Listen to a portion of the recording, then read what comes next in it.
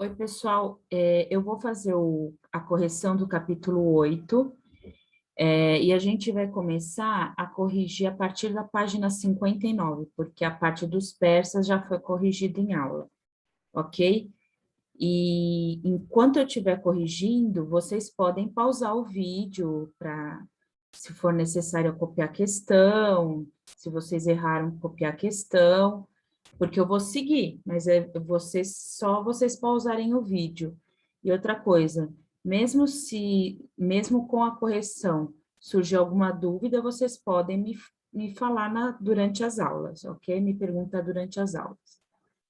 Então, vamos lá, vamos começar com os persas, tá? Os persas.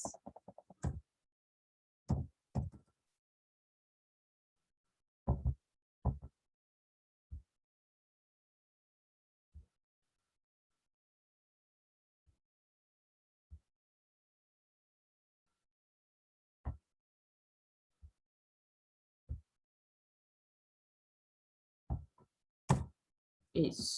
Demorou um pouquinho, mas apareceu. Então, página 59, vocês podem ver aqui no canto direito da tela, é referente aos persas, né? A permanência histórica estão presentes em diversos aspectos do nosso cotidiano. Não sei se vocês lembram o que são as permanências. São aqueles acontecimentos que ocorrem no passado e que permanecem, coisas da história que permanecem no nosso presente. Cite algumas contribuições dos fenícios e dos persas, que ainda influenciam o modo como a sociedade se organiza. Bom, os fenícios a gente sabe que é o alfabeto, né? Graças aos fenícios, a gente tem um alfabeto que foi criado por eles para facilitar o registro em situações que eles estavam fazendo o comércio marítimo. Agora, dos persas, a gente pode herdar aquela maneira de administrar que o Dário fez, que ele dividiu o império em regiões para facilitar a administração, que pode existir, que existe até hoje, por exemplo, o Brasil, como eu expliquei, o Brasil tem o presidente e tem os governadores. Como o presidente ele é único, ele não consegue ter em todos os lugares ao mesmo tempo, ele vai ter que colocar representantes nas diversas regiões. Então, aqui, as permanências dos fenícios são o alfabeto e o comércio marítimo, né? E dos persas é o uso da moeda, a maneira de administrar o império e a tolerância em relação à cultura de outro povo, porque não sei se vocês vão lembrar que o Dário, para manter esse império tão extenso, tão grande, ele adotou essa política de tolerância para esses povos, esses diversos povos que estavam dominados pelo Império Persa, não se revoltarem contra o imperador e ele manter o poder. Então, qual a importância do Ciro para a formação do Império Persa? O Ciro foi o primeiro imperador, é o que centralizou o poder, vamos dizer assim, é o criador do império. Então, Ciro foi responsável por promover a unificação das tribos persas sob o comando de um único governador. Conquistou o reino dos Medos e formou o Império Persa, dando início a um processo de conquistas que expandiria substancialmente o território sob seu domínio. Então, vamos dizer assim, que ele é o primeiro imperador. Ele, durante o governo dele, que o Império Persa surgiu e começou o período de conquistas territoriais. Agora aqui, página 59. Durante o governo de Dário, o Império Persa atingiu sua maior extensão. Explique como ele conseguiu realizar isso e aponte as principais medidas tomadas por Dário. Como que ele conseguiu isso? Com um exército poderoso, né? Ele conseguiu ir dominando muita terra até criar esse vasto império que é o Império Persa. E como ele conseguiu administrar? Ele ia dividiu o império em províncias, lembra que eu falei que são as satrápias? E aí colocou governadores que são os satrapas. Então, Dário conseguiu ampliar os territórios controlados pelos persas, graças ao fortalecimento do seu exército. Então, não dá para você, não dá para o imperador controlar terras, dominar terras, sem ter um exército poderoso. Dário criou um sistema de divisão de terras em províncias, que são as satrápias, além de designar administradores de confiança que comandariam esses territórios e garantiriam as suas ordens fossem cumpridas, né, que são os fiscais, conhecidos como olhos e ouvidos do imperador. Os povos conquistados mantinham liberdades para evitar uma rebelião e permitiria que os povos continuassem suas tradições e crenças. Consulte no planisfério atual e compare com o mapa do Império Persa, das páginas 56. Depois, cite 5 países cujo território no passado faziam parte do Império Persa. Entre os países escolhidos, cite pelo menos um da África, um da Europa, um da Ásia. Então, aqui a gente vai ver, olha a quantidade de países atuais que faziam parte do que era o Império Persa. O Egito, Jordânia, Síria, Turquia, Romênia, Armênia, Azerbaijão, Turquemenistão, Uzbequistão, Paquistão, Afeganistão, Tajiquistão, Cazaquistão e Quirguistão. Então, a gente tem países, pelo menos um da África, um da Europa e um da Ásia, ok? Vamos lá, vamos continuar. Aqui é a interpretação de imagem, né? A imagem ao lado faz parte de um relevo encontrado no Palácio do Dário, do grande imperador Dário, na antiga cidade de Persópolis, no Irã. Lembra que o Irã foi o centro do Império Persa, dali tudo começou. Ela representa partas e bactrianos levando oferendas ao rei Dário. São povos que foram dominados pelos persas e eles levavam oferendas para Dário. Era muito comum que a entrega de oferendas ocorresse no dia do ano novo persa, o Nowruz, celebrado no primeiro dia da primavera. Ainda hoje, o ano novo persa é comemorado nesse dia. Observe a imagem e responda a que se pede. Faça uma descrição da imagem. Então, mostra pessoas em fila carregando os objetos em suas mãos para serem entregues como oferendas a dar. Então, tem uma série de pessoas em fila com alguma coisa na mão e, como já disse no enunciado, que estão sendo oferecidas oferendas para o Dário. Que relação pode se estabelecer entre Dário e a produção de imagens no seu governo? Dário tratou de destacar seus feitos e imagens e obras como uma forma de publicidade para enaltecer a sua imagem. Então, assim, por que ele mandou fazer isso? Por que ele mandou fazer essa imagem, esse relevo? Para se promover, para fazer propaganda dele. Olha como eu sou poderoso, quantos povos vêm aqui me dar as oferendas. Agora faça uma pesquisa e procure descobrir onde ficam os territórios dos persas e dos baractianos. Em seguida, responda por que esses povos levavam oferendas para o Dário. Então, esse é aqui. Eram impostos entregues a Dário porque eram povos dominados. E aí, esses povos, eles eram da região de Tadjiquistão e Uzbequistão.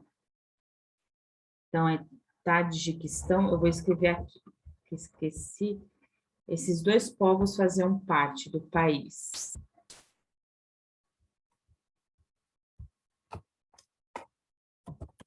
Tá?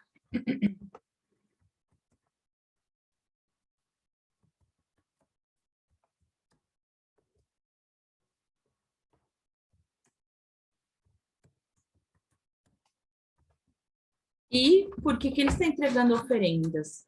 Porque eles são povos dominados, então eles têm que entregar os impostos para o Dário, tá? E eles se localizavam nesses dois territórios desses países, ok? Vamos lá.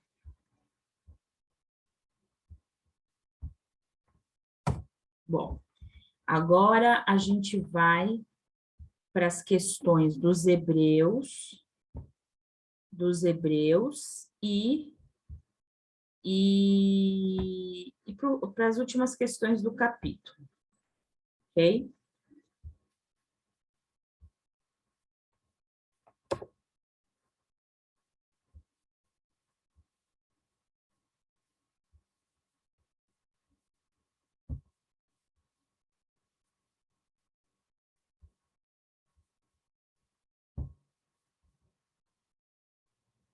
Então, exercício sobre os hebreus e final do capítulo 7. Não, não é capítulo 7, é capítulo 8, desculpa, é capítulo 8, ok? Capítulo 8. A gente está trabalhando o capítulo 8. Então, a sociedade hebraica esteve organizada de diferentes maneiras ao longo do tempo. Como era a sua organização em termos sociais, políticos e religiosos antes da criação de Israel? Diferente de todas as sociedades que a gente estudou até agora, que era hierarquizada, estratificada, que tem o líder, o líder que tem o poder religioso, político, aí tem uma classe média e tem os trabalhadores. Os hebreus, no começo da história deles, eles eram todos iguais. A terra era de todo mundo, ninguém era dono da terra, e era uma sociedade, vamos dizer assim, sem hierarquias, ok? Então, os hebreus tinham uma organização social comunitária, na qual não existia a propriedade da terra, porque não tinha um dono da terra, e sim todos eram os donos das terras. Eles praticavam pastoreio. E não tinha hierarquia social, não tinha aquele o mais poderoso, o menos poderoso. Qual foi o papel principal da religião na identificação das tribos hebraicas como um povo único? Então, é o primeiro povo da antiguidade que é monoteísta, que acredita em um só Deus, que esse Deus vai ditar as regras, tanto que ele deu os 10 mandamentos para Moisés, que são as regras que o povo hebreu tinha que seguir. E o que une eles também é que eles acreditam que Deus dizia que eles têm uma terra prometida, que é Canaã. Então, teve o papel de união. Qual foi o papel da religião? Teve um papel de união das tribos hebraicas e na identidade como povo. A ideia de que eram escolhidos por Deus e de que Canaã era a terra prometida a eles fez com que se unissem em torno do mesmo ideal e de uma cultura e de uma religião comum. Então, a religião monoteísta fez com que eles acreditassem, se unissem como povo. E essa crença de que eles possuem uma terra prometida por Deus para eles também faz com que criem uma identidade e façam que eles sejam um único povo. Os judeus, que são os atuais hebreus, né, foram os primeiros povos a seguir o chamado monoteísmo ético. Explique o significado desse conceito. Lembra quando eu disse que o Moisés estava voltando, saindo do cativeiro do Egito, que os hebreus estavam como escravos do faraó lá. Eles decidem voltar para a Terra Prometida para sair da escravidão. E aí, no meio do caminho do deserto, no Monte Sinai, o Moisés recebe os 10 mandamentos de Deus, que são regras que o povo hebreu tem que seguir, que não deixa de ser um código de conduta, que são os 10 mandamentos, né? Então, era a crença, então, os judeus foram os primeiros povos a serem chamados monoteístas. O que é o significado de monoteísmo ético? A crença num só Deus, e esse Deus que dita as regras de comportamento e conduta. Esse Deus vai determinar como você tem que agir na sua vida. Bom, aqui tem um conceito que é diáspora. Diáspora é parecido com o termo êxodo. Êxodo quer dizer migração. E diáspora diáspora quer dizer dispersão de um povo, quando um povo se sai do seu território original e se espalha por vários territórios. E isso aconteceu com os hebreus ao longo da história e posteriormente com os judeus, sempre por algum problema, ou porque eles estavam dominados pelos romanos, ou porque na época atual o Hitler os perseguiu na Alemanha, eles sempre tiveram que estar saindo de territórios, tá? Isso até acontecer, até ser criado o país de Israel, que é um país, vamos dizer assim, judeu, né? E aqui está pedindo para explique o que foi a diáspora e aponte o papel desempenhado pela religião judaica na manutenção de uma identidade nacional entre seus praticantes durante esse processo. Então, o que está querendo dizer essa pergunta? Mesmo eles se dispersando, eles se espalhando pelo mundo, acontecendo essas diásporas, como eles continuavam tendo essa identidade de um povo único? A diáspora foi um processo de dispersão dos hebreus para várias regiões do mundo, por conta das invasões e conquistas de seus territórios por outros povos. Isso fez parte da sua identidade, por muito tempo, até ser criado por Israel. Essa situação deles não terem uma nação, eles sempre estarem dispersos e sempre com aquela intenção de voltar para a terra prometida, por Deus, vai criando uma identidade nesse povo. Agora aqui, ó. O seguinte texto foi retirado do capítulo 5 do livro do profeta Amós, que faz parte do Antigo Testamento. Então, toda a história dos judeus, dos hebreus, está no Antigo Testamento. O Novo Testamento já começa a contar a história do cristianismo a partir do nascimento de Jesus Cristo. Amós fala em nome de Deus aos hebreus. Leia-o e responda às perguntas. Vocês pisam no pobre e o forçam dar-lhe o trigo. Vocês oprimem o justo, recebem suborno e impedem que se faça justiça ao pobre nos tribunais. Eu odeio o desprezo e as festas religiosas, não suporto as suas assembleias solenes de comunhão. Não darei a menor atenção a elas. Mesmo que vocês me tragam holocaustos, que seriam sacrifícios, e ofertas de cereal, isso não me agradará. Mesmo que me tragam as melhores ofertas de comunhão, não darei a menor atenção a elas.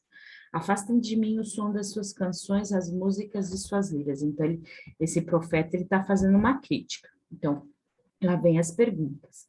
Quem eram os profetas? Eles tinham o dom de falar com as divindades. Então, como no caso do Abraão, do Moisés, que tinha o poder de falar com Deus. E aí eles tinham a função de passar a palavra de Deus para os homens. E a B, no texto, que críticas o profeta Amon faz aos ricos e poderosos? Ele critica o fato dos poderosos realizarem sacrifícios, ofertas, eventos religiosos e canções para Deus, mas continuam agindo com maldade, pois oprimem o pobre, tomam o trigo deles, agem com corrupção e não permitem a justiça nos tribunais.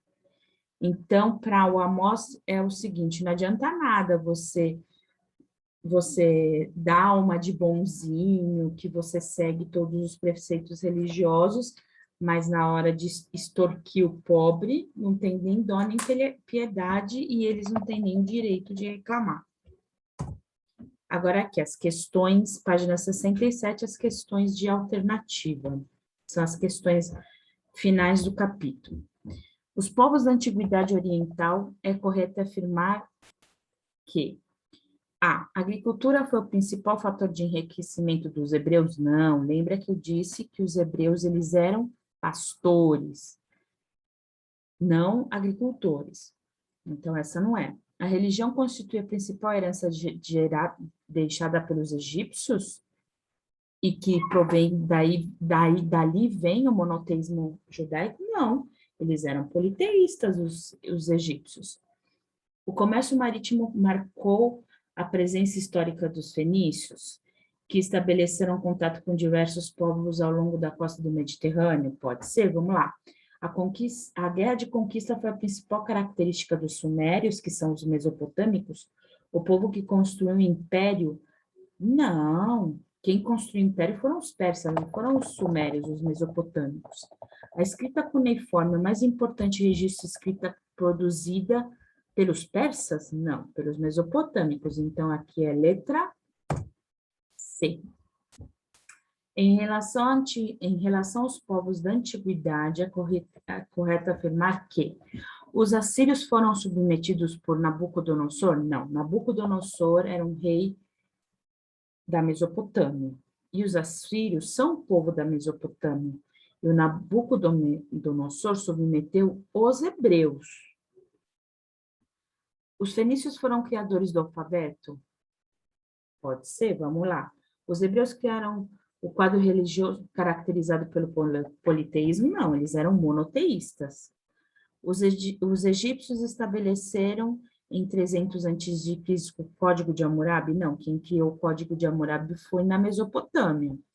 Os persas, após derrotarem as tropas de Alexandre, conseguiram anexar o território grego? Não, vocês vão ver mais para frente que quem expulsou os gregos foram os persas. Não ao contrário, não os persas que derrotaram os gregos. Então, a letra B. Vamos para a próxima página. 3, página 67. As extensas florestas de cedro lembra aquela árvore de madeira que os fenícios faziam suas embarcações, tanto que até hoje essa árvore está no meio da bandeira do Líbano, que o Líbano, esse país atual, foi um dia fenício. Na região serviam como fonte de matéria-prima para a construção de navios, o que fez os fenícios se tornarem especialistas na construção naval. O comércio marítimo possibilitou ainda a colonização de vários locais no mar Mediterrâneo. A organização da civilização fenícia em cidades autônomas, poder descentralizado e independentes, foi uma característica que a distinguiu dos demais povos da região, que formaram grandes impérios. Então, aqui está falando que os fenícios, eles se basearam no comércio marítimo, faziam as embarcações a partir da madeira do cedro e tinham poder descentralizado. Uma das principais cidades fundadas pelos fenícios foi Jericó? Não, dos hebreus. Antioquia? Não, Alexandria. Bíblios? Sim. Xi'an? Não, da China. Então, é Bíblios. 4, da página 68. O Império Persa foi o mais extenso dos impérios orientais, século V a.C. Dos povos conquistados exigiam pesados impostos, mas respeitavam a sua cultura. Era governada por uma monarquia absoluta teocrática. O que é teocrática? Teocrática é quando o rei tem poder religioso também. E possuía 4 capitais: Susa, Persépolis, Babilônia e Ecbatana. O comércio foi a atividade mais importante do império. Por ele passavam rotas de caravana comerciais ligando a Índia e a China ao mar Mediterrâneo. O comércio impulsionou a indústria de tecido de luxo, mosaicos e tapetes de rara beleza.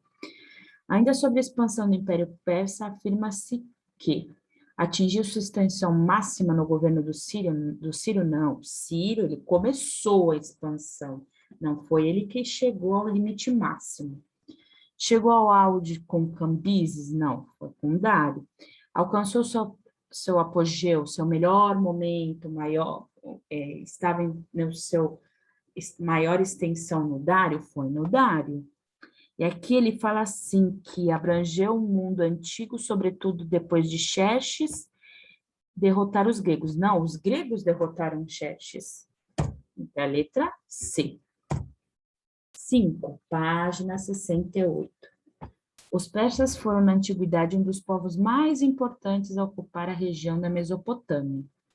A sua história e cultura é possível afirmar que a vitória de Dário sobre os gregos, não. É o contrário. A gente vai ver quando entrar nos gregos. Desenvolveram uma religião própria, o zoroastrismo, que é o dualismo, um deus do bem e um deus do mal, e começar a expansão territorial para as conquistas de Ciro, não. Vamos lá ver. Não, pode ser, pode ser. Famosos por obras arquitetônicas, os persas construíram na Babilônia as maiores pirâmides da Mesopotâmia? Não.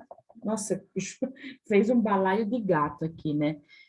Colocou pirâmides na Mesopotâmia, que construíram a Babilônia. Não.